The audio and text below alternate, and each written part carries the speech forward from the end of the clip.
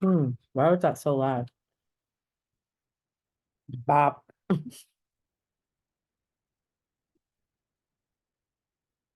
This bop. That's pretty good. Cameron. I would have worn a different shirt if I knew I was I doing. can't hear you. You're like whispering. Okay. Hi. I have to look at the green dot. Are we recording? Okay. Hi, mom people Let me finish my food. and other people that are listening that are not moms, We're gonna start in 2 but minutes. somehow wound up This listening to woman this was a full podcast. interview today. Was she the one from Poughkeepsie? No, the one from Poughkeepsie was on in Poughkeepsie. Oh, cool. No, Yeah, it's really cool. looks good. So, um, Those like wholesome versions of that you put on your plate. of shit you put on your plate. Oh, this looks like family food. Fucking awesome. Chicken wings, like That's- everything's a little bit edgy. Oh, that's She cool. swears a lot and she's like a comedian, so Oh, it's so really it's good funny. it's good for kids? Is that what you're saying? But we were talking a lot about our own kids and their eating issues and stuff. It's Mm. fascinating. Okay. Okay. Anything you don't want to talk about? Is there anything you want to talk about? And not talk about. The only thing I not want to talk about, I don't want to talk about work. Perfect. That last call actually would have been fascinating for you. Yeah. She talked about leadership styles and management and why people leave companies. And she said, leaders leave, managers hold tight, and they just want you to follow them. Then you're just walking. You're not actually showing them how to do anything. I was like, oh, that's like my husband's company. Anyways, we won't talk about that. Yeah. We probably should not put that on the air either. Just so that it. Don't. Okay. Are we starting yet? Yeah. Okay. Well, I want to start at right now, 12:30. Okay. Let's do it. Okay. Okay. You look like Elias. Are you supposed to eat on a podcast?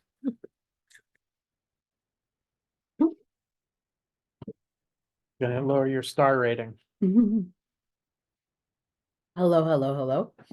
By popular request, and for the first time ever, I'm your host, Alana Kayfetz, and this is the Mom Halo Show. And in studio, I have a very special guest, the king of my kingdom, the most incredible man I know, my husband, Mr. Matthew Kantor's in the house, everybody. Woo! Hi, babe. Hi, thank you. I'm not a mom, but I play one on TV. Hilarious.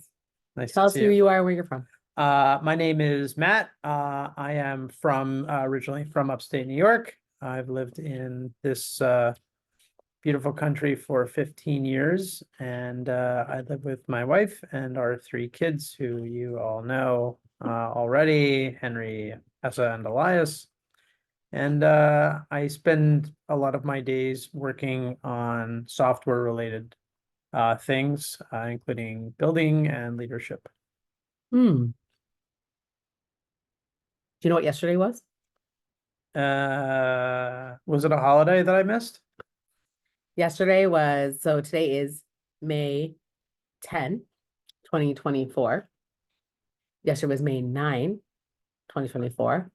And May 9, 2023, what happened? Was that the day that our son had a heart attack? All right. Well, I'm gonna start off with something light. I thought like maybe I was supposed to have the day off or something. It was a holiday. No. Canada has a lot of holidays. So I'll take you back. So Matt and I met, let's go way back. We met in when? 20. Well, we met on Facebook in 2012, but we Yeah. met in person in 2013, summer 2013, right? Or maybe spring. And I was wearing a hoodie, so it was kind of chilly out. You're wearing a hat. Yeah, I was wearing a hoodie too. I was wearing that Black Roots hoodie. You sure about that? I don't remember that. Yeah, it was like Oh, yes, you were your black. It was so warm. It was like a coat. Yeah, you're wearing a black hoodie. Yeah. And a white hat. Yeah, I wore that thing everywhere. Yeah. Okay. Yeah. So Matt, when I met Matt, he was a professional chef. Yeah. And we met at Aroma. what used to be Aroma in Forestville Village, which Yeah. is now Cafe Louder, which I had lunch at yesterday. Yeah. And I was trying Very to, good. I was trying to open a restaurant because I was getting laid off from my nonprofit job. And you owned a restaurant. So, and you needed advice. Yeah, somebody asked me to design a restaurant outside of Tel Aviv in Israel, and I said I don't know anything about Tel Aviv. I'm going to find somebody who knows something about Tel Aviv and food. And Alana's name came up very quickly, and so I asked her if she could have a coffee with me, and I picked her brain about, uh, you know, are there avocados there? What do people eat there? Do they go time do they go out to lunch and dinner? I didn't really know anything about it. Yeah. Do they like the idea of an American coming in and putting up on a concept? Yeah. Those sorts of things.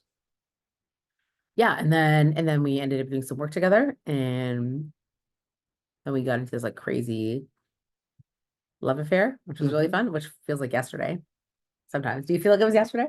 Yeah, I mean, maybe a few days ago, last week.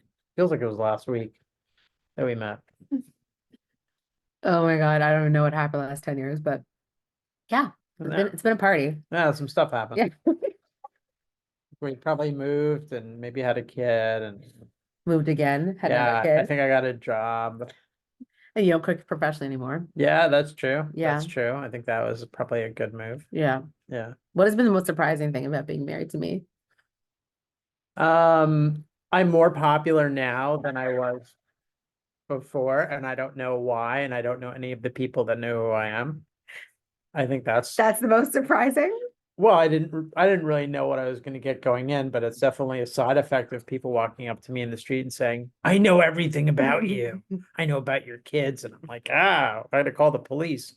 They say, "No, no, no, don't worry. I follow your wife on Instagram," which is pretty much following me at this point. So yeah, it's a That's little been the most surprising thing about being it's a married to little me. freaky. I mean, I don't know. You're not you don't have like a extra limb or anything. No. It's like you're kind of very normal, beautiful person. It's like I'm not, there's not any secret unless you haven't told me something No. that you're hiding something somewhere. I don't know where you'd hide it, but I think the thing that I'm the most surprised about being married to you has been how fast things have gone by, like how quickly things have seemed to flow by, and that things are really moving quickly. Like our mortgage came up after 5 years, and it's like, we've been in this house for 5 years. I feel like we just moved in. yeah. I don't know. I think for me, it's how quickly things are going and I thought you were talking about like our sex life. our sex life. Things go really quick. I mean, at least we have a sex life. That's true. We do Good have sex one. life. It's gone by really quickly. Yeah. I mean, we have a lot of fun, I think. Yeah. Yeah, it's been good. It's been treacherous, but it's been good. It has been treacherous. Yeah. Yeah. I don't know. What were you thinking when the first time I got pregnant? What went through your mind? I don't remember. It was a long time ago. I don't have a good memory for that sort of stuff, but I think I was kind of terrified. I had never in a million years thought about having children. I was like written it off. I was mostly with people in past relationships that weren't having children. I wasn't having children. I was spending money on other things Cats. like, well, yeah, wine and cars and whatever. Meeting you, that really changed it for me. I was like, yeah, okay, it makes sense. We're gonna have kids. And then I was like, what did I do? I gotta deal with this, like all this stuff now. So it was scary, but I was also very excited.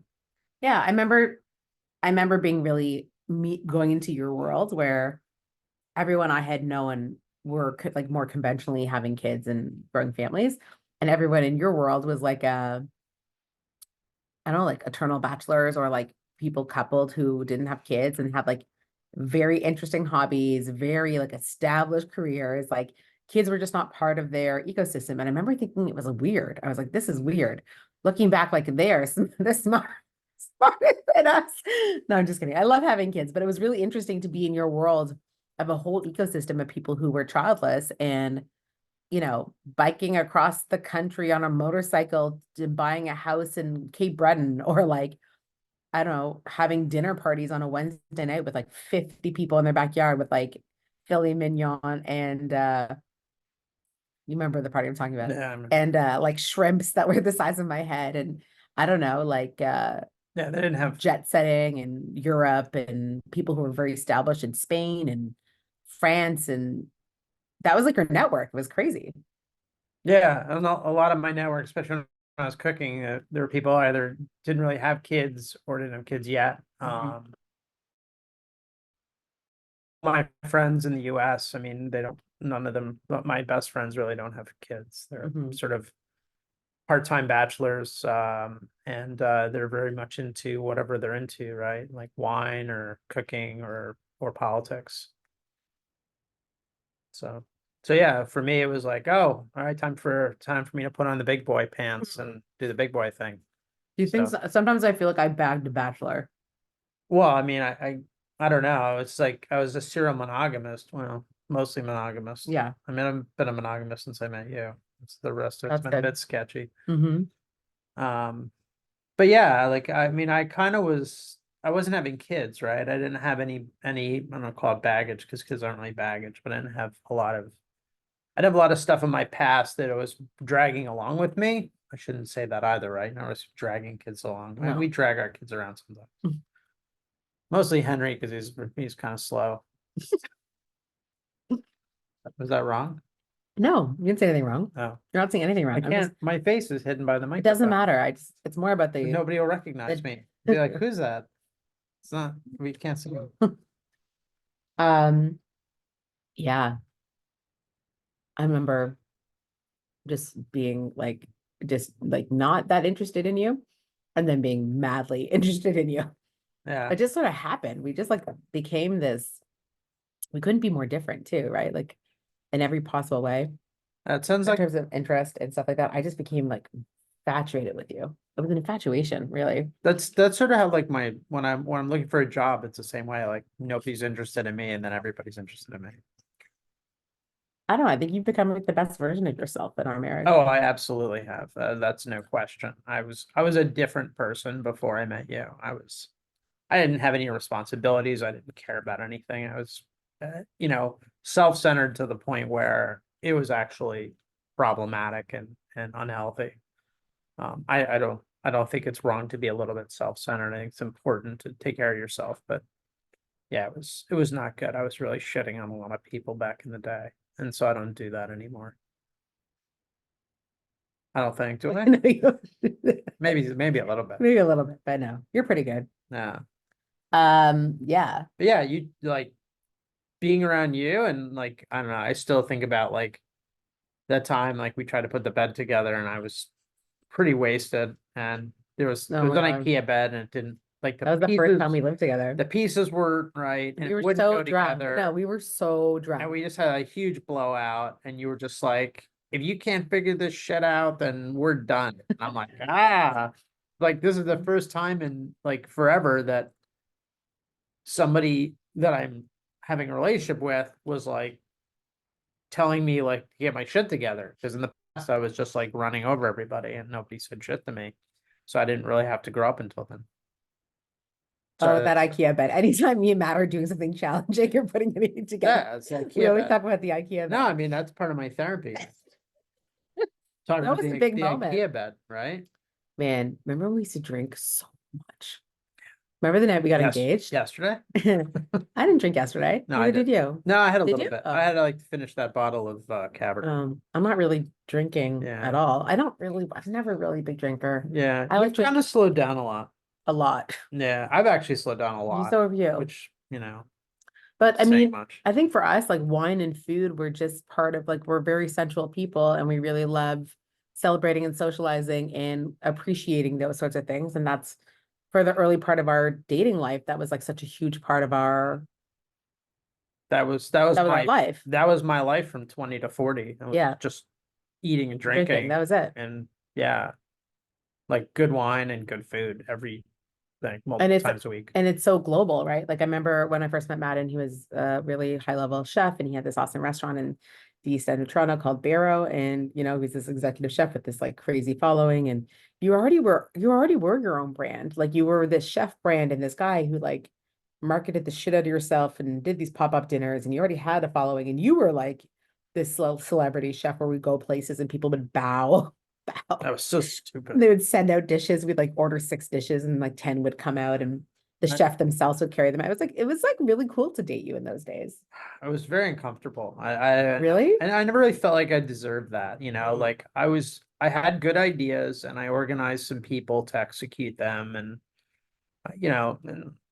but it was like still a little bit on the hacky side. I was a good self-promoter. Like I know there are other people in the food industry that were they came from a marketing background and their food was good, but they really just like blew past everybody. And so I was really adapted some of the stuff that they did and really try to think about like how do I create promotional material out of nothing? And I really had nothing. And I was able to do that. And so you know, people were like, oh, there's this guy that does this stuff. And they would bring out food to me and it was like, oh, it's just food. Well, I think a part of what I think happened was that when it came to food and your flavor is like you're very, very sophisticated, elevated. It's complex. You're a complex person, right? And you do things complexly, and you're a problem solver, you're an engineer. So you like see problems and you want to fix them, but you also like can do a multi-thousand person, there's 1,000 piece puzzle. So you're not being things that are like big, hairy, audacious projects or undertaking. Like you're not scared of things that are complicated, which I think that lots of those guys who came to food did things super simple because they could only do simple, right? They were just sort of, and you came to food always like from your Culinary Institute of America cooking and your engineering background and just your love of food. Like it, even when you did Barrow, like it wasn't straightforward. It was pretty complicated, but it was excellent. Like you had to really appreciate it because it was so high. Um, but it just orbited at a different vibration level. That's what you do. Yeah, I mean, we just wanted to be different and special and delicious. And I think, the people that work for me, Chris, Sophie, and Brian, were excellent and they really put out a great menu. They were just fantastic operators. Mhm. And I got very lucky, I think, putting that team together. I think you got lucky putting that team together. I think the food was incredible and so special, and you guys made such weird things. But it was like ahead of the time, right? Like now people are eating bugs in their Michelin star restaurants. Like you were on Kristen L. Smith's top 10 in 2015? 13. Or 13. 13? Yeah, it came out in 2014. No, 2014, right. And I Yeah. remember Kristen L. Smith calling you. Do you remember that call? Yeah, that was cool. He's like, are you still going to be operational in 6 months? You're like, yeah. You're like, why? And he's like, because I'm putting you on the top 10 as the 5th top restaurant in Toronto for 2014 for Toronto Life. And you were like, thank you very much. And you looked at me and you like put the phone down and I was like, what? And you told me, you're like, we made top 10. Oh my God. We were Yeah. in the hallway at the condo. Do you remember that? Yeah. Yeah. We've had some big moments together, buddy. Those It was those are special. the days. No kids, no responsibilities, no mortgage. I mean, I think most people in cooking, if they could have a second career or something to fall back on, they would. And I think you came in things so differently with your career and your lifestyle because you had done the engineer. So Matt was an engineer, software engineer for 10 years, Booz Allen, IBM, all that stuff, and then burnt out as people do in this industry. And pursued his dream as becoming a cook and then became really a high level chef and did that for a long time. But when we started having kids, like you started like as soon as we started living together and had like real expenses, you were coding already while you were cooking. Like you were already taking side projects. Yeah, I mean, the restaurant business is tough. Writing software and building things for people is pretty, I don't want to say easy, but it was something I was already good at. So I was able to just like rattle off a bunch of side projects while I was doing cooking and it really sort of helped with the economics of things. But when the kids were born, I really didn't really want to go back to it. As much as I enjoyed it, it's I'm happy to be doing more engineering and leadership work in startups and working for myself. So it's Yeah. yeah, it's definitely a better lifestyle for me with the kids and with actually like having a place for them to live. So Oh my It's God. not a box. Do you like our family dynamic, our house? If I could figure out what our family dynamic was, I'd tell you. Yeah, I think Our we're house pretty, is cool. our house is cool. We're lucky we have a house, so Yeah. that's something. We've got a bunch of kids in it that run around and tear it apart every day. I feel pretty content. Like I'm sometimes wish we just had more space for our kids to be and like that, and that we don't have that much stuff. When I look at our house and how much furniture we have, Yeah. we don't actually own that much stuff. No. We just don't have, we just have a lot of people living in a really small house, Yeah. but it's a good house. I don't, I'm very content. I wish I had some soundproofing so that I could practice violin without people being complaining, but Yeah. so if I didn't suck so bad, it'd be better. But Oh man. Let's talk about Henry. all right, let's talk about Henry. He's little. He's your buddy. He's my buddy. I think they're all my buddies, but I Henry's the think you're one that, deeply bonded to yeah, Henry. yeah, I wake up with him in the morning and get him ready for school most of the time. Not all the I time. don't think people understand how much you really are bonded to Henry and that you keep that guy going. We are a family of five, but my responsibilities typically end up with the big two, and you are primarily responsible for Henry's entire life.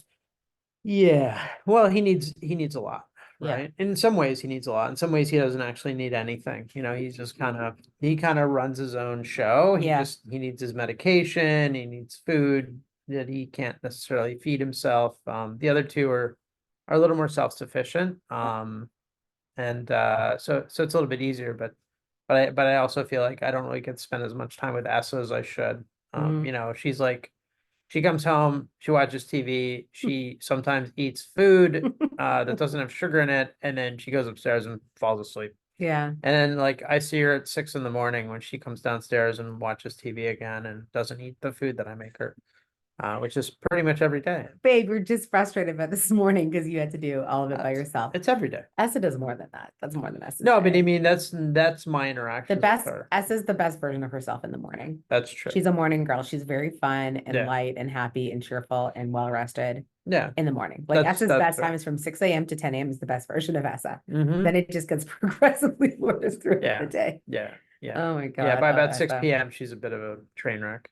She's gonna listen to this, babe. It's fine. She doesn't understand it. Essa is very much like she needs her sleep. Yeah. She needs to eat. Yeah. She needs to be cared for. Essa's like, she's the girl, she's the middle child. Yeah. She takes a lot of air in the room and she needs a lot of attention. Yes. That's true. So, but then, partially what sometimes I think about is like Elias and Essa are so deeply bonded to one another that in our times of crisis, I'm happy they have one another, but sometimes I'm really concerned that they're kind of raising each other because we are so invested in Henry in those moments. And I'm sometimes concerned what that will be and look like for them because they're so, or, when kids raise each other, it becomes an interesting dynamic in adulthood. That's all. You Yeah. become very dependent on each. I see that they're attached at the hip, Yeah. the share room. Yeah. He says he'll say like, "Oh, this is my annoying little sister," but he needs her as much as Yeah. she needs him. So Yeah, they need each other for sure. yeah. So they play really nicely together Mhm. and they share friends and stuff and they share toys and they share a room. So, I mean, I think all those things will chalk up to them being really good people. Yeah. And they're already really good kids. They really are. Elias is the most kind, sensitive, ridiculous person I've ever met. Yeah, he's pretty even keeled too. Like, Yeah, he doesn't. I don't know if he needs less. It's just different, It's just right? different, He needs a little something Every on a day. regular basis. Every day. And if he gets it, then he's good. Yeah, Right. he needs his cup filled from you. He Yeah. needs his cup filled from me. Yeah. He needs the cup filled from the family, but the cadence and the quality is unwavering. He Yeah. needs 25 minutes of you to do whatever shit you guys do together every day. He needs me to like cuddle and like he needs to tell me everything. Elias has to tell me everything that has happened that day. And it has to be like the 10 minutes before he goes to sleep. He just like can't sleep until he like, whoever his wife is going to be is going to have to just like listen to this guy rattle off everything that's in his head so he can go to sleep. That's him. That's It's no kind of different like you. than me. It's It's no different than me. If I take magnesium, I go to sleep. Otherwise, I'm like thinking about, Yeah, you need to tell me like, everything. what's going on and all the stuff that I need to deal with. And Yeah, yeah, that's him. no, Elias is just the most. yeah, he's great. He's deeply bonded also to my mom, which is nice. Yeah, yeah, And it's just effortless between them. The bond is just yeah, incredibly deep, and he feels deeply connected to her. yeah. He's a helper too, right? Like Yeah, he's always trying to help people and he's so kind. make things better. He's a bit of a fixer. And I'm not just saying like he's a kind kid because he's my kid. Like anybody who meets him is like, Elias is so unbelievably kind and generous. I mean, that's your side of the That's really yeah, that's me. your DNA. It is my DNA. He's so kind, and I do see myself so deeply in him, and he's so affectionate, and he just wants to like kiss and hug and cuddle, and he's very into his like body now. Like he knows he's handsome. He knows he has like a good physique, but Does he? he's very complimentary. Yeah, he like looks himself in the mirror all the time. Okay. It's okay. He's just exploring. I mean, I got a text Yes. message. What was the text message I got from a parent this week? Oh, so his parent sends me a text message, like a random dad from the school. And it was so cute and funny that I'm just gonna read it now. So this dad writes me, that Elias of yours is so cute. This is like a father I don't know very well. I was having a low energy day and wore some gym attire to after school pickup today to try to motivate myself to get out and boost myself. Part of what I was wearing was a rare sleeveless tank top. This is a man. That cutie walked by and casually said to me, hey, good muscles. He high-fived me and kept on walking. And then the dad just wrote me, it made my day. And then with 4 hearts. I just thought that was so cute. Like that's Elias. Like he just kind of like me. If he sees something, he has to say it. He has to compliment. It's just part of his personality. Anyways, I'm very proud of that kid, man. Yeah, I'm so proud he's awesome. of him already. I know he has like a big, like hairy, audacious life ahead of him. And I don't even care if it's like he's an actor, he paints fences. I don't care. He's so kind. And S is so funny. S is also the most funny, like comedically. If she said to me, Mom, I want to go to university at like Second City and such a thing was a thing, I would like let her go to like SNL school. Like she's so funny. Yeah, she's very creative. She's so creative. But she also lives for the laugh. Yeah. Like when she knows she get a laugh out of me, then she'll just do the same thing over and over again because she just knows she'll get me Yeah, to laugh. Yeah. Yeah. And Henry's just like, Yeah. he's a darling. He's so bananas. Henry's just such a classic toddler, like kid. Like he really is. Yeah. Well, he's funny. He's really has like two settings, right? Yeah. He's 80% of the time he's like pretty happy, and 20% of the time he's the complete opposite of that, right? He's just distraught and upset. Yeah. And just it's like somebody strangled his pet or something. I Kind just, of yeah, reaction to I like, think part of him is just like his autism, his condition, his life, and Yeah. his lack of language Yeah. probably contributes to yeah. that. I mean, he's definitely like he has frustrations from not being able to communicate and tell us what he wants, even though he knows what he wants and he has ways of communicating it, but he wants to be able to tell us. He doesn't have the language yet. So Yeah, so I think that's definitely definitely tough. But he's a happy kid, right? he He's really like, is. he enjoys really basic stuff and he Yeah. enjoys doing it over and over again. And Well, his autism is he's a cheap date, he's a right? cheap date. He does like food. Yeah. He likes He likes carb. he likes his food. He likes his parents. His new thing is that he gives these giant bear hugs. Yeah. And it's new. I think it just started in Mexico. Like only literally last month was the Yeah. first time we were like, Henry, he's really understanding instructions that are 2-step. I'm like, can I have a big hug? And he'll take his little tiny arms, and I'm like kind of living for it right now. And he'll just throw his whole body around our Yeah. torso, around our legs, probably around my like Around thighs, whatever he can he can, reach. yeah. But he's doing it with Essa and Elias too, but he's stepping on their feet while he does it. And he's making us all just like chuckle. So he also was just a difference about Henry's like autism like tendencies is that he actually does it for the audience. Like he's very socially motivated by Yeah. adults who Yeah. clap or applaud or say you're so cute or whatever. So like when we're at Sick Kids, for instance, and he's doing something adorable in the hospital room and like rounds of all the doctors and nurses and Yeah. whatever come by and they applaud. He's like he like loves the applause. He like lives for Yeah. that. And with us, like he'll do anything to make us laugh.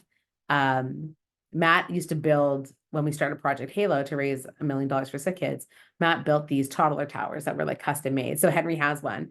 And because he's so petite, like Henry, is almost 4, but he looks like he's 1.5. And he wears clothing that's like not even a T2. Like he wears 18-month clothing. He lives on this toddler tower at home. He stands there quite a bit. And when he's engaged in like television or music or whatever, he'll participate, like he's prospectively involved in whatever he's watching. So Peppa Pig, for instance, if the kids are all dancing on the screen or they're at a disco roll, he'll participate, like, and he'll listen to the music and he'll like dance around the room or do whatever. So he's very participatory and he's very motivated by, he likes to be entertained. He thinks things are funny, or if somebody's crying in a video, like he'll start crying. If somebody's laughing, he'll laugh. Yeah. So he's very easily socially motivated, which is different than most kids with autism. Yeah, he's super social. Like we didn't even think he had autism, because it's fairly mild. It's But getting worse. I mean, there's no issues. Like he makes eye contact, he smiles, he communicates.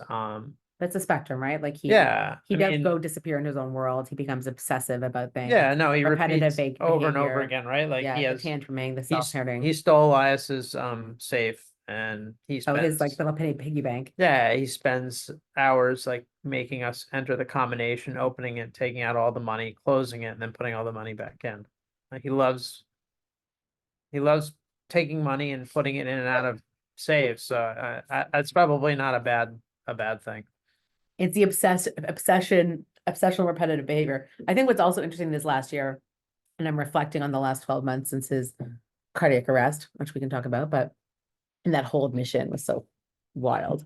But I think what was interesting in the last 12 months is like for the first 3 years of his life, since COVID, since we found out he had a heart condition, since he found out he had this rare genetic disorder, it was like his whole life was so medically fragile and so complex. And it was emergent, right? It was like, is he going to live or is he going to die? Is he going to live or die today? Like that was sort of the everyday, like, and things would happen to Henry. Like he fell down a flight of stairs once, like shortly after a hospital admission. And we were like, what is with this kid? Like, I remember, he blacked out once. Like we had to call 911 because he stopped breathing in the middle of a physiotherapy appointment. Like he just kept being near death all of the time. And like, we just became so accustomed to like literally keeping him alive. Like that was our job was not like in the sense of like, survival of the day just to get through the day to get people to bed. Like it was literally like every day for 3 years. It was like, can we keep this kid alive today in some way? I mean, I think we've each spent at least a month or two, like maybe Longer. out of the days living in sick kids in the hospital, right? I mean, I was Sleeping there you were there for 2 months November, at least, right? November to December, January, February. and then the first time it was 3.5 months was the first admission Yeah. during COVID, where you couldn't even come in and you were home alone with the big two and like a nanny part-time, and that was it. And we couldn't even see anybody. So you were like literally doing by yourself, and the kids weren't even in school. I don't even know what you did during that time. What happened those days? It's a big blur. It's a big blur. But I think Evelyn, who was our nanny at the time, was a big part of like keeping them entertained and playing she with would take them out for walks for hours at a time. Because I remember. I was working too, Yeah. right? So. It was so crazy. And then we were bubbling with people, and then we got COVID, and everyone in our entire circle got COVID shortly after Henry got discharged. That was crazy. I was pregnant with Henry in 2019. Yeah. Went to Costa Rica in January, pregnant. Oh, that January, you fell down the stairs with Essa. She broke her femur and was in a body cast. Yeah. That was our first iteration with sick kids. Yeah. Then Essa was in this body cast for 6 weeks, and she was 14 months old. She was 22 pounds, and then she was like 40 pounds because of the cast. You let me go to Costa Rica. You let me go to Panama. I was 20 weeks pregnant with Henry. Yeah. Came home, and then COVID started that March. Yeah. So we spent all of COVID basically trying to sell our house because we were like, we thought something big was going to happen, and we were trying to just like get out of Toronto and bank our house. Yeah. We moved to the cottage for a long time that year. Yeah. And then 3 months. We were up in. Yeah. And then the house was listed all that time. I think there were 6 showings in 3 months. And then we came home, and the pandy was like really not going anywhere. Yeah. And then I had Henry like in pandemic times at home with these midwives. So like all of my like ultrasounds and stuff were kind of fucked because they were like rushed through, or I had done all these ultrasounds. Like, we just can't get a clear picture of the heart. We can't get a clear picture of the heart. And that was the only thing they could see. They couldn't, but they didn't tell me like, this kid has a genetic disorder or this kid has a coarctation of his aorta. Like they couldn't tell me any of that in Yeah. utero. But I remember after like the third or fourth ultrasound when I was pregnant with him, the radiologist just said, you know what, like we can't really get a clear photo. Just make sure when he's born, your pediatrician listens to his heart really well. And I remember always like being like, is his heart okay? Nobody said anything. Yeah. And then it wasn't until It was COVID, we went for a 3-month checkup. November, right? It Well, was, let's see. Well, he was born in July to was August, yeah, July to August, October, with four, October, yeah, October, maybe it was November, like first week in November.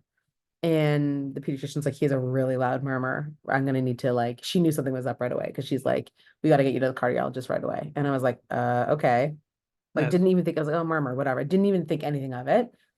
And remember, like when I think back to, and I hear now stories of other parents who had kids at Myri, like Henry took forever to learn to nurse, like yeah, forever. And he would nurse and never get satiated ever. yeah, And then he would like basically overeat and then not just spit up, projectile vomit, projectile vomit. And Matt's just like, was this how, I remember you being like, was this how it was with the other two? And I was like, I don't know, like maybe he's just super hungry. And the level of precision I needed him to gulp was so stressful. Because Essa was a breeze. Elias took like a few weeks to learn, but this was even worse than Elias. I'm like, I'm a seasoned mom. I should know how to fucking do this. I remember going to orthopath and yeah, looking for tongue tie and all this stuff. And now it's like now that I know it, I went to this like when I look at other people's um stories about their kids during finding out their Myri before they even had conditions or anything like that, like classical, like because of the coarctation of the aorta, which I know now, and his PDA, which never closed, which is where your left and right ventricle, everyone's born with a hole in their heart, but that needs to close, close, yeah, and Henry's never closed. So between those two things, and that his blood pressures were like all over the place. 4 times higher than the average person, he was burning more calories by just existing. And that's why he was so hungry and wouldn't grow. And he's still failing to thrive. But like retrospectively, when I hear podcasts now of other people's recordings and they're talking about early days of their kids with Myri, is the exact same story.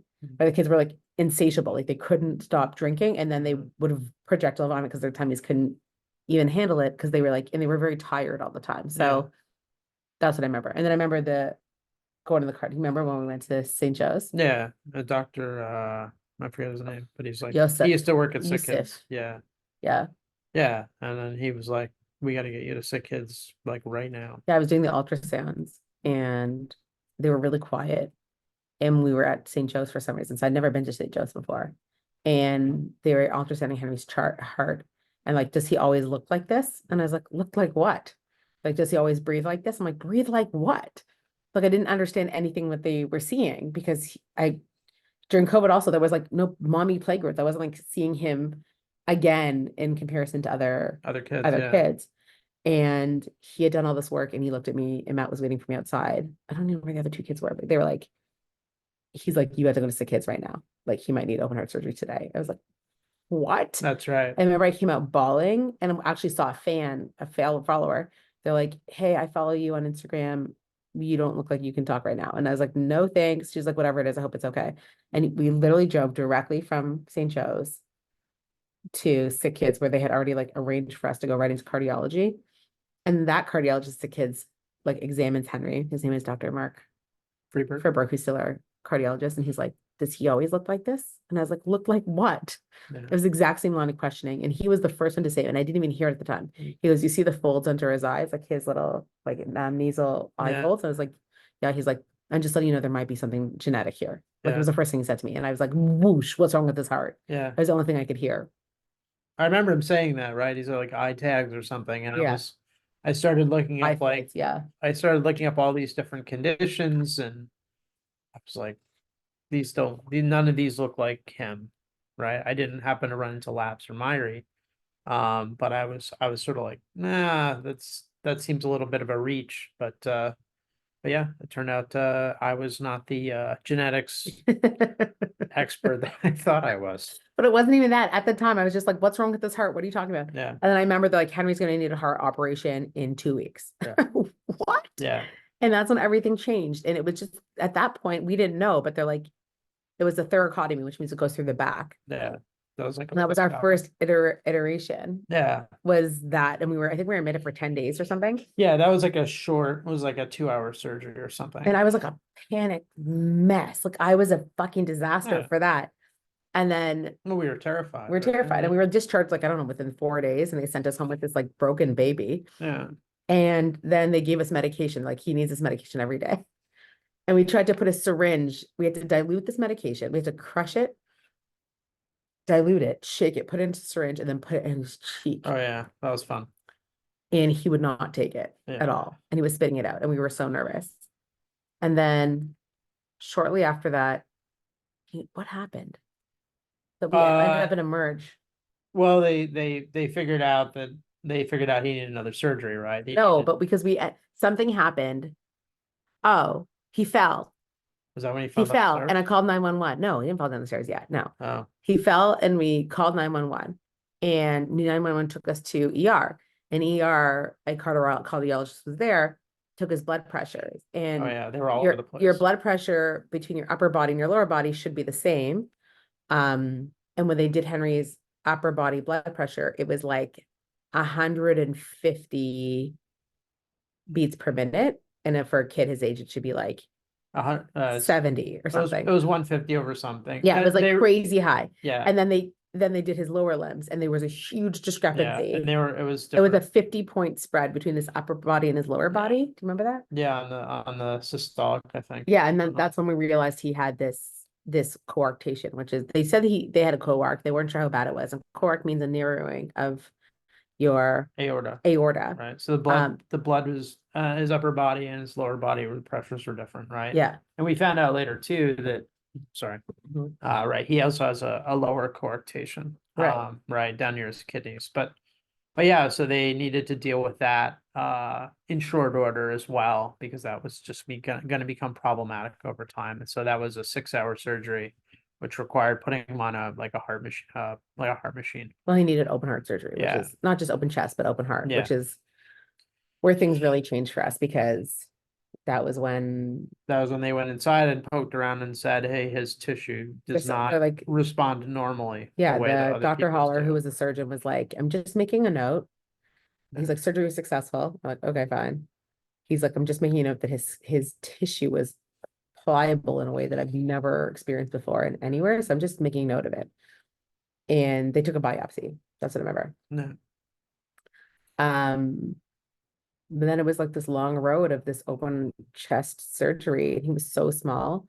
And the thing that really kept us there for a long time was two things, which was our extended stay. One was a feeding issue because he ended up being on an NG tube. Yeah. And the other was the Chest tube. pylothorax. Pylothorax. Yeah, you Yeah. got a condition that's common when you're exposed to the bypass machine, where your blood exits your body and goes through a machine while you're in surgery. Because Henry had that surgeries within 3 weeks of each other. He had 2 bypass, basically, surgeries. And chylothorax is the infection of a chyle, which is the white blood cells who are hyper producing because they think that the body's being attacked. So it's trying to be protected by creating this like liquid mucus, and it can pile in your chest and be Yeah, it's like lethal. related to the lymphatic system, I think. Exactly. And so he had these drains coming out of his chest for like 6 weeks, and they were slowly getting better, but they weren't at the right like level where they were going to let us go. And then this Dr. Olivier came in. He was from France, I think, or Quebec, and he was like, why don't we just take them out and see what happens? He And said, we let's clamp them. We clamped Yeah. them. Yeah. And then he was fine, and we went home. Yeah. I mean, I think they also offer, like, we could have gone home with them for like a home treatment just to get Yeah. us discharged because they needed the room, sort of thing. But I was feeling so unsafe. Like, we had this like really, really, really fragile baby with these other 2 kids at home. It was COVID. We had like no support. And I Yeah. was like going to sick kids every day and staying bedside often. But like it was my job. I was there at 8 a.m. and I was leaving at, 8 p.m. 8 p.m. because that's what they forced me to do, because I was staying bedside and there 24 hours, 7 days a week. And, when you're in that vortex, like those nurses and doctors become your family, and it was COVID. We weren't seeing anybody and no one was allowed in and out, and everyone was masked. And it was like, Yeah. it was crazy. And that became sort of, to some degree, this like lifestyle for a while. Yeah. Yeah. Like we would meet at the DoubleTree across the street, right? Yeah. I would like rent hotel rooms for the weekends just to bring the kids closer so we could like sort of try to get the silver lining. And I Yeah. think, fast forward now, that's still our strategy, right? Like we try to make the silver lining, we try to make the fun, build in Yeah. the experiences, make family time, almost at no expense, because it's important and I think imperative that like, that we create those moments, those magical moments, even when things are miserable. Yeah. Um, so then, yeah, I think the first 3 years of Henry's life was just keeping him alive. Yeah. And I go circle back to the autism conversation now, because I think the last year he has been, knock on wood, like since he almost died in front of us Yeah. and then didn't die and had this like brand new diagnosis, which is Well, it's pulmonary hypertension. yeah, he has acute pulmonary arterial hypertension, Right. which So is another situation as yeah, well. so Myri's really complicated and Henry's really complicated. Yeah. And as a result, like, we we had no choice but to be the strength that we are, because that's what happens when you're served up a situation like this. Yeah. Yeah. I mean, the other thing is like with pulmonary hypertension, we honestly don't know how long he's going to be around. Yeah, like his life expectancy, we don't even want to talk about, Yeah. because it's too sad for us to even address. But I think from the most recent episode where he almost died and didn't die, that's sort of Myri. Myri's like always on the verge of almost dying and then not dying. And then some kids die and some people die. And it's really, really sad. Yeah. And we lost a lot of Myri kids last year. There's only 200 people in the world, but we had a way disproportional amount of deaths last year. And I think our job is to keep Henry, it was to keep him alive. Now it's to keep him happy and healthy. Because I don't even think about the life and death thing anymore, the way that it once haunted me. And I think because I have done so much work this year, mentally and physically and emotionally, to heal my trauma of the last little while. And I don't know, talk about my childhood trauma or anything like that. Like, my sister getting a lollipop and I'm nodding, nothing like that. This is just like capital T trauma, of him literally almost dying last year. So the short story is, last year, Henry needed this medication. We knew he had pulmonary hypertension, which they call the Grim Reaper of heart conditions, because there's no surgical intervention. It can only be medicated. But the medication needs to be finite. In order to find out exactly what that looks like, we needed to take blood pressures from the inside of his heart, and that required a catheterization where they go through the Through the leg. Yeah, through like a big vein or artery, go into the heart, and they put a camera in and a pressure, some sort of pressure measurement, and they try and get measurements of the chambers of the heart to figure out like what's the offset between like the left side and the right side. yeah, and he had, if I remember correctly, he was supposed to actually do that in September Yeah. of 2022. And he was always But he sick. was always sick. So the first year he was in school post-COVID, we were in a hospital admission every single month. I think there was 8 admissions. So Yeah. September, October, November, December, January, February, March, April was Yeah. the first time he wasn't sick. So we were like, we put this procedure on for May because we kept postponing because he wasn't supposed to be unwell. Yeah. He was still like marginally unwell. He still hadn't recovered from his last pneumonia 100%. But we sort of did the risk analysis saying like, he really needs to get on this medication Yeah. sooner than later. So we have to sort of proceed with caution. Yeah. And I remember being like, this is going to be a day procedure, because it usually is, you're in and out in the same day. Yeah. And I remember they took Henry in the cath lab, and they're like, he's going to go to sleep soon. We'll Yeah. see you shortly after. And they're like, just so you know, because of his complications, he's going to recover in the critical care unit for cardiac, which is CCU. Yeah. And I was like, okay, so I'll see you there.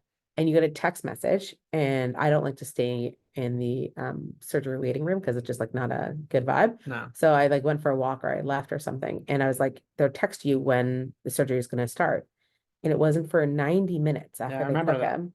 I was like, I remember messaging and be like, Like maybe they they didn't just started? maybe they didn't text maybe the you. text didn't come through. And then they told me subsequently, It took 45 it minutes took to it took an hour to intubate Yeah, him, hour? because he ends up having a very difficult airway, which is part of his condition, but wasn't noticed until that time, that anesthesiology couldn't even vent him. So the big question was, how do we extubate him? How do we take it out? Because it was so difficult to go in. And when you Right. extubate, there can be difficulties. Well, and on top of that, he wound up developing He got sick, right? Got yeah, he had a infection. chest, he had strep A Right. in his lungs, and so they didn't want to extubate him until it was cleared, so they pumped him full of antibiotics for 2 days. Right. And Forgot about then that. he had, it's not called a cardiac arrest, it's called a Pulmonary pulmonary hypertensive attack. episode. So it looks like a heart attack and it sounds like a heart attack, but it is because he did flatline, he did die and need require CPR For 12 minutes. Right? for 11 minutes. And it was the next day. So he had that intervention on the 8th. And then on the 9th is when this thing happened. It was 5:30 because Matt had just left at 5 o'clock to go pick up the kids from aftercare. Yeah. And I was just sitting bedside and we just gave him like a little, he was restrained, but awake. Like I could see his eyes, but his mouth was sealed shut with the vent in his mouth, but his Yeah. arms were straight because he is so active and he wants to rip it out. And trigger warning. We sitting in this chair, it's like 5:20, and I just given him a bath, and we had a male nurse named Kevin, and he was a really good nurse. And when you're in critical care, it's one-on-one for the whole time. And I just looked up and I heard something dinging, and I looked up and Henry's line was flatlining. And I said, Kevin, what's happening? And then he's like, code blue, and he literally called the blue. And I was like, on Henry. And then they started compressions right away. And I started screaming, like screaming, screaming, screaming. Like 20 doctors came in, all these giant guys bigger than Matt were started compressions. And I was like, oh my God, like it was happening in front of me and I couldn't believe it. And Kevin kept looking at me like while he was doing compressions like this, he was looking at me and I was like, Kevin, I just kept looking at him like, tell me everything's okay. Tell me it was okay.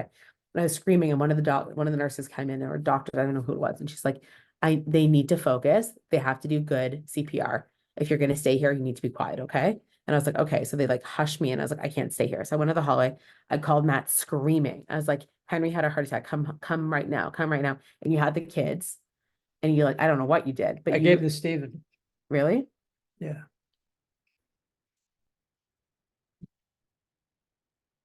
Well, we happened to be, we were in the alley and Steve was in the alley. And so you called me and I was like, what's going on? So I just grabbed him. I'm like, his garage was open. So I went over, I was like, I gotta go to the hospital. Henry just had a heart attack. Can you watch them? And then I was talking to somebody on the phone who was like, don't drive. You gotta take a taxi. I'm like, that's probably a good idea. Oh, I didn't know that. Yeah, that's probably good. I didn't know advice, any but- about that. Yeah. So, yeah, that was bad. I was like broke down crying in front of Steven.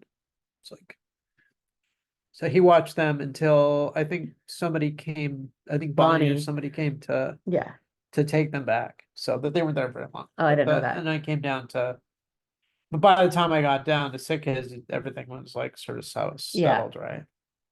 So then they came out to me and I called my parents. And then like, this is a very different vibe because my last admission to COVID, like during COVID, like nobody was allowed to come. So I was like, I called my sister and I called Matt and everyone was there, which was kind of bad actually. Yeah, I would have preferred if nobody was that there. was really like, It's really too much because like everyone needed their yeah. their, It's we're trying- emotions. we're trying to managed. we're trying to have meetings with people and they're Oh like, God. you know, it's like, you don't really need to be in Yeah. this meeting. You don't need to be in this meeting, right? So then that's when they got like pulmonary palliative care involved with us. Yeah, And that was fun. that's when we started like seeing.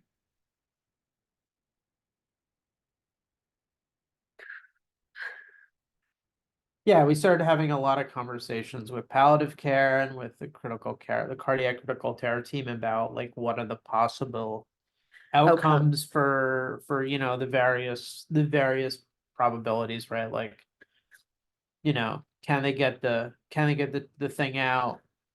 Is he gonna survive that? What's he gonna look like when he comes out the other side, right? And there was a whole bunch of possibilities, right? Going from like the same as when he came in to dead. And so we had to talk through all of those. And so that was very challenging. And we were probably in 3 or 4 meetings a day with, you know, with the complex care team and genetics and palliative care and surgery team. And there was, you know, at one point, I think we had like 15 people in the room talking through things. Yeah, that and was meeting the with, we met with everybody like ENT and ENT.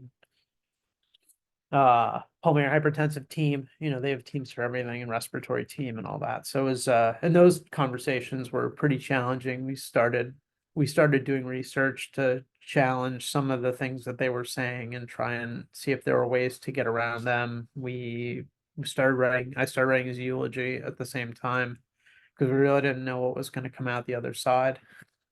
Yeah. And that was, That like was Mother's Day. it was like 10 days of what the hell's gonna happen. And they progressed very carefully and very slowly. And That was the conversation that went like this.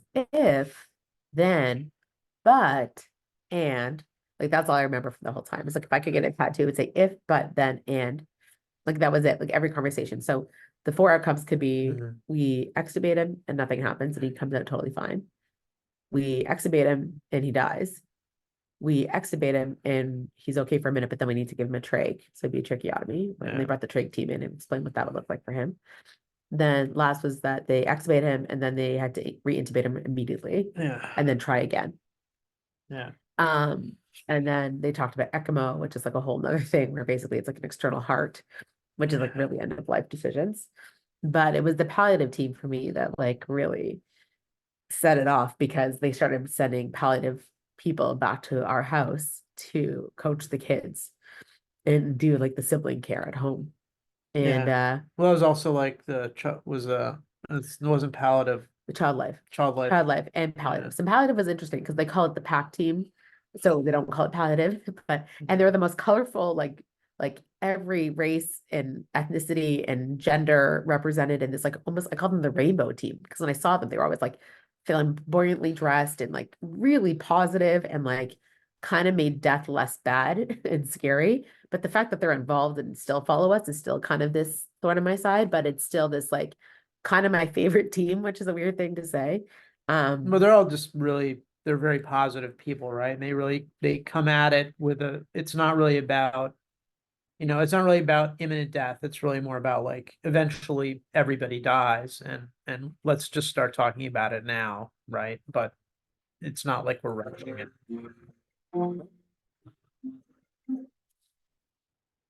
I hope that didn't fuck up the recording. No, we're still recording. Hoorah. I'm gonna put this on airplane mode. Yeah. Sorry, that was so so I guess, when Henry lived through it and came through, I remember this doctor saying like I'm like, we're gonna get our same kid back. He's like, you might even I'm like, I'm bringing in a version 2.0. He's like, you're probably gonna get 1.0. And I didn't believe him. Like he's like, he's just gonna come back exactly as he is as a potential option. But we were so coached and ready for all these sort of Yeah. enormous tragedies that like the idea of Henry being exactly who he was didn't seem realistic. Yeah. And then they extubated him that day. It was like 13 days later.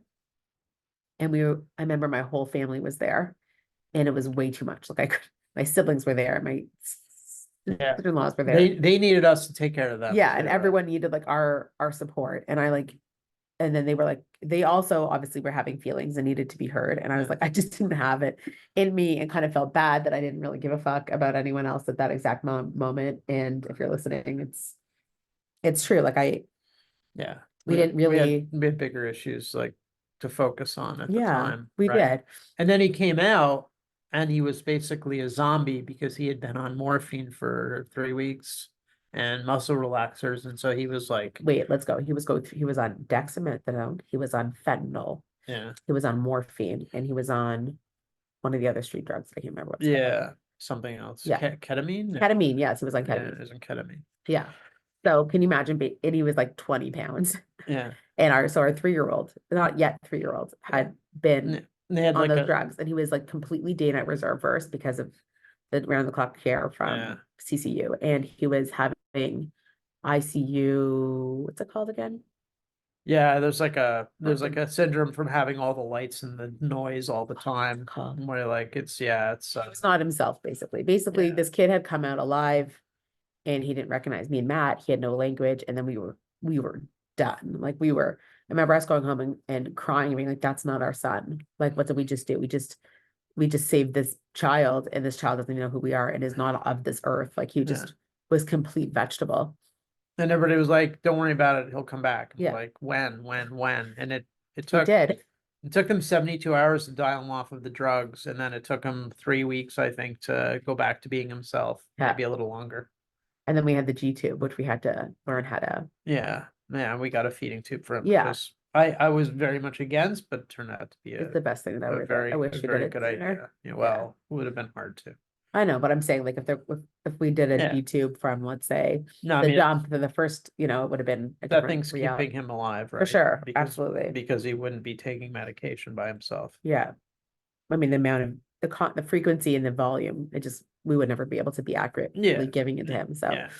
so I think for me, we haven't told that story or talked about it in a long time. No. And for me, it's a little bit therapeutic because I think what's happened since then in the last year is that like everything has shifted because it's not a longer like a daily for me grind of keeping Henry alive. Yeah. It's now the autism has become central stage because it is him growing and learning and being human in this world versus is he going to die this day? Yeah. So he didn't die that day. And that for me has been my reprise of my therapies through, movement therapy and psilocybin therapy and all that was like seeing that exact trauma. That was that exact thing that I described in detail was my post-traumatic stress and my looping TPS, how do you say it? PTSD. PTSD for, let's Months. see, May to June, July to August, September, October, 5 months. That's all I would see. And then I went on a whole bunch of medication, which made it less worse, but made me worse. And it wasn't until I had done the psilocybin with the MDMA 6 months ago that I really felt healed from it because it just completely rewired my frontal cortex to be able to experience that memory without it being this haunting thing, but just the thing that has happened, like anything else. So as much as it is emotional and it's unbelievable how far we've come. This last 12 months have been extremely different. Yeah, he's been happier, healthier. He's been in the hospital a lot less. I think he goes to a really good school called KCC, and they take great care of him. They work with every aspect of his body and personality to try and get him as far along as they can, and it's been a really good experience for him. Yeah. And I think, as parents, it's one of a million hard decisions we have to make every day is the decisions we make for him. But, we're just like every other family. We try to make magical moments and we try to have fun and we try to make vacations and we try to get through the day and we want bedtime to come and we want to cuddle them a little longer and we want them to eat the vegetables and we want them to do, learn to read and we want them to ride bikes and all that stuff. And Henry's no different than that. It's been an exceptional experience to be his mom. And dad. Yeah. That's been great. Yeah. Anyway, on that note, oh, what? Why are you smiling? No, I mean, I wouldn't trade it. Me neither.